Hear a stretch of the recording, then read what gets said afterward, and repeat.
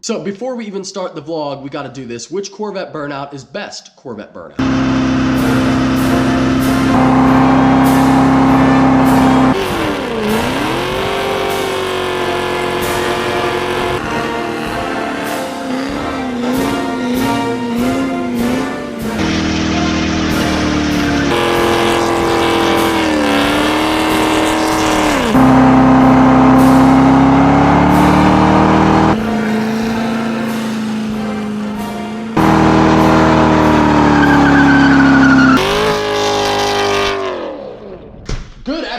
Welcome to the channel, welcome to the vlog. Hope you guys are having a great day. Today we are going to answer a question that many of you, most of you, have been asking since the moment I bought this car, and that is, Mike, which one is faster, your McLaren or your new ZR1? For obvious reasons, we can't do a side-by-side race. Now, there are a few people I could have drive either one. I would most likely drive the Z. I would have Troy maybe drive the McLaren, but I don't want to put anybody in that scenario. If anything does happen, I would feel really bad. In general, I don't know, I just don't usually let people drive my cars. Good news is, none of that really matters here anyway, because what we can do is just floor each car and see which one gets to a certain speed faster when we compare the footage. Now, moving on to some stats here, boys, for the vehicles. The cool thing is we've actually dynoed both of these on the same dyno in roughly the same condition, so we know exactly how much horsepower each one makes to the wheels without any other things coming into play. My 2017 McLaren 570S, 562 horsepower at the crank, 515 to the wheels, and this car weighs about 3,100 pounds with a very fast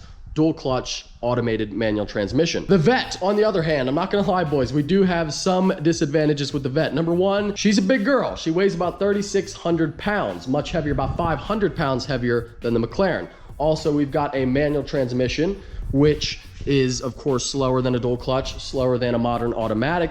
But you might be asking, well, if they're not racing side by side, does the transmission really matter? Well, it wouldn't, except for the fact that the gearing in a 7-speed Corvette, once you get into 5th gear, that gear is very long and it kind of falls flat on its face. Whereas if you had an 8-speed automatic, it would stay in the power band longer and the gears are shorter. Unfortunately, not only is the automatic faster for side-by-side racing, but it's also better for top speed. Just kind of the same thing when you think about it, but if the ratios in the 7-speed were better, it wouldn't be that big of a deal doing a top speed test. So she's got a stick shift, number one, but that's awesome. I fucking love it. I prefer it over any other transmission. She is a little bit heavy, and it would appear as though she is less aerodynamic than this car. You take one look at the McLaren, you can see it's very rounded and slippery. They even went so far as to put these little ducts in here so that air doesn't hit the tire.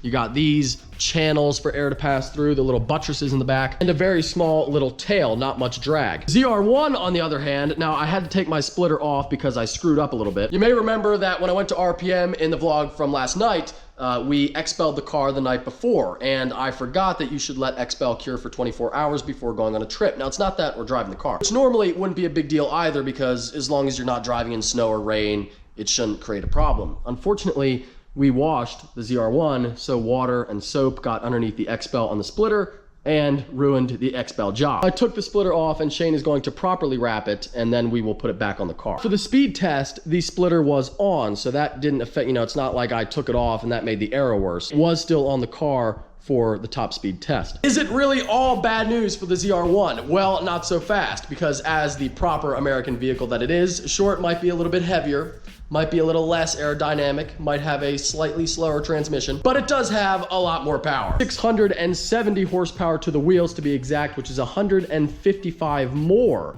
than the McLaren. The car and driver ran a 2019 ZR1 in the Texas Mile with the big wing, the ZTK wing, and I think it ran about 180. And they took the wing off entirely and it ran 191, I believe. For this test, I am running it with the small wing, so it's not quite as good as having no wing at all, but it's also not the huge wing. Looking at this wing, it is going to add a little bit of drag, but I don't think it will be too much. With all that in mind, let's get to the footage, and keep in mind, both of these cars have a digital speedometer, so I kind of had to pick a frame, and that's all it is when these cars are accelerating, is you have one frame to pick a mile per hour. They're both very quick, but I had to pick a frame of where each one was reading roughly the same mile per hour. So the McLaren was reading 116, the Vet was reading 117. Even though you would say, well, the Vet has a 1 mile per hour advantage, I would say not really, because, you know, the margin of error on a speedo is at least 1. Hold the clip.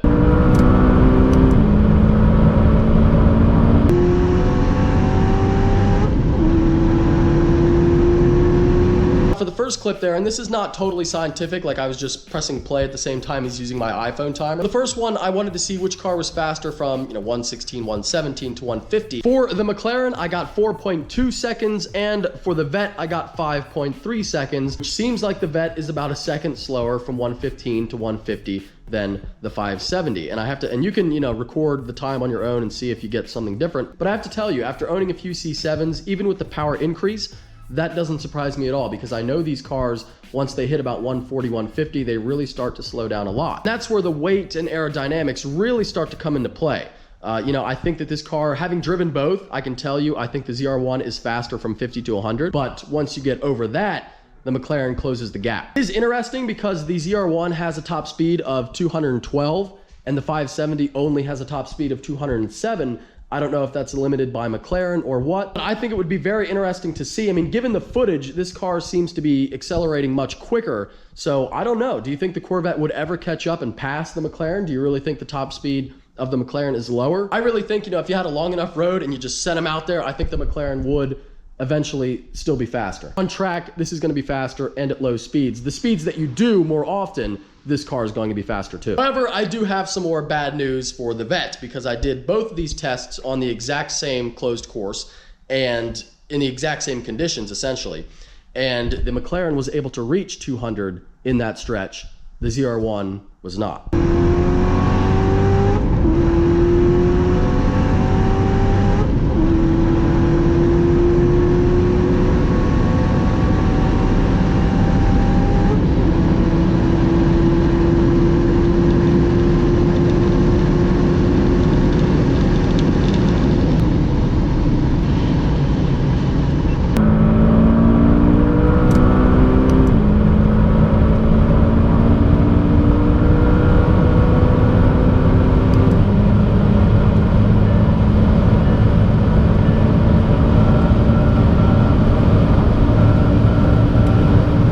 I simply ran out of room and I had to brake to keep things safe. The McLaren, I hit 200 and still had a little bit more room to go if I wanted to. If you're wondering at some point, am I still going to do a really fun side-by-side test? Does a wild bear shit in the woods? Absolutely.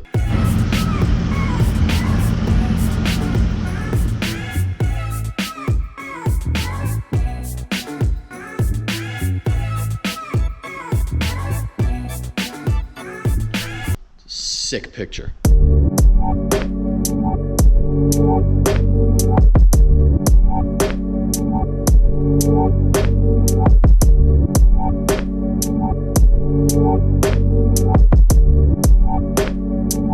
Peculiar place to have a party.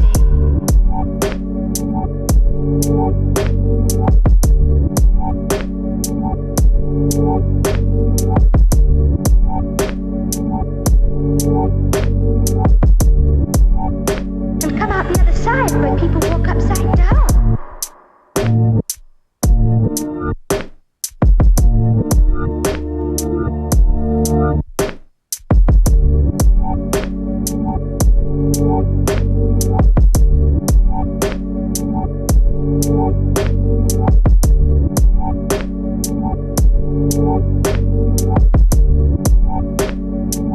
Peculiar place to have a party.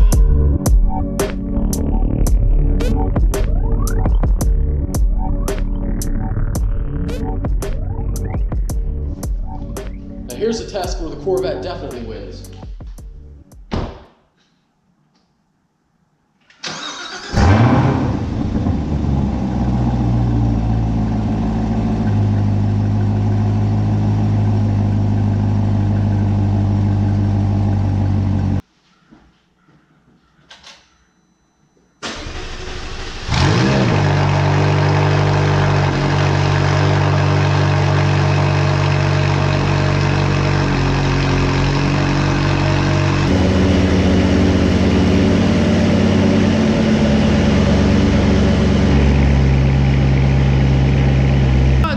Sound of 1,300 horsepower. I sincerely hope that you enjoyed this upload and you found it informative. If you did, give it a big thumbs up. If you are stopping in for the first time, subscribe for new ZR1 content every day. Take care. Have a great night.